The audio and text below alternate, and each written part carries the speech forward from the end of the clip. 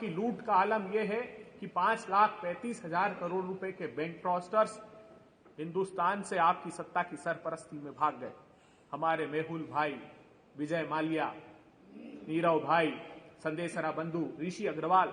आजाद भारत के इतिहास में पहली बार हुआ कि विजय माल्या का लुकआउट का नोटिस सीबीआई ने रिवोक किया और यह कहकर किया कि गलती से हमसे वो नोटिस जारी हो गया था, अर्थात जहां एयरपोर्ट पर दिखे उसको गिरफ्तार कर लिया जाए, ये नोटिस जारी करके रिवोक किया। उसके बाद वो आदमी 36 सूटकेस लेकर हिंदुस्तान से भाग गया। एक राजनीतिक प्रतिशोध की आग भारतीय जनता पार्टी उस आग में और जल रही है।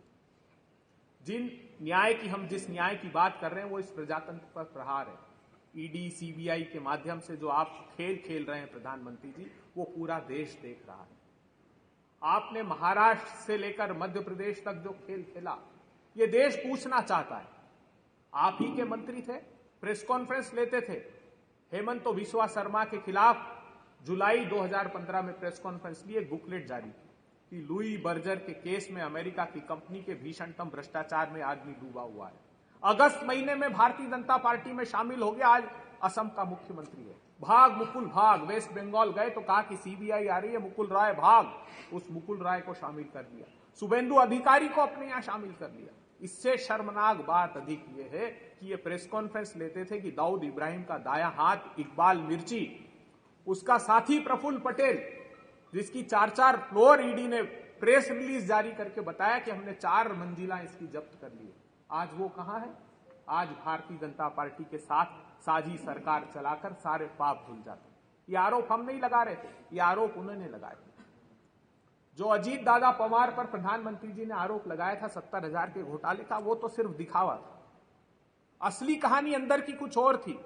1 जुलाई 2021 को ईडी ने एक प्रेस रिलीज जारी किया और उसने कहा कि अजीत पवार एक बैंक के स्कैम में 826 करोड़ रुपए के सुनेत्रा पवार और अजीत पवार शामिल है। उस प्रेस रिलीज के बाद ये परिस्थितियां बनने लगी कि अजीत दादा पवार की नजदीकियां भारतीय जनता पार्टी से बढ़ी और वो इस कदर बढ़ी कि उनकी वॉशिंग मशीन में धुलकर सारे पाप धो लिए। कैसे पाप धो लिए जानते हैं आप? क्योंकि अभी जो चार्जशीट फाइल की है ईडी ने, उसमें उनका नाम नहीं है, उनकी वाइफ का भी नाम नहीं है, कंपनी का नाम है लेकिन उन दोनों का नाम उसमें से हटा दिया गया।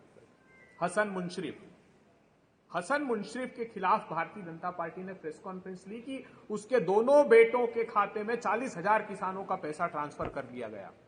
आज वो भारतीय जनता पार्टी की सरकार में महाराष्ट्र में मंत्री बना हुआ है। एक के बाद एक सिलसिलेवार अगर आप देखेंगे तो प्रताप सरनाईक हो, यामिनी जाधव हो, यशवंत जाधव हो, आप जानकर हतप्रभ रह जाएंगे। अभी जो प्रतिपक्षी दल के लोगों को कह रहे हैं कि 4-4 ईडी के नोटिस आ गए, ये जवाब नहीं देते हैं।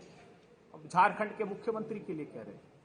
भावना गवली, 4-5 नोटिस आए ईडी के, उसने कहा ईडी के पास नहीं जाऊंगी, भाजपा में शामिल हो जाऊंगी। भाजपा में शामिल हो गई, ईडी ने बात करना ही बंद कर दिया। तो ये एक नया स्वरूप भारतीय जनता पार्टी का है।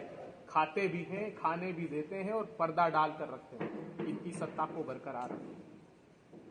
ऐसे सारे विषयों को लेकर राहुल गांधी जी एक न्याय यात्रा निकाल रहे हैं ताकि जो समाज के अंतिम पंक्ति में खड़े हुए लोग हैं उनको वो न्याय दिला सकें।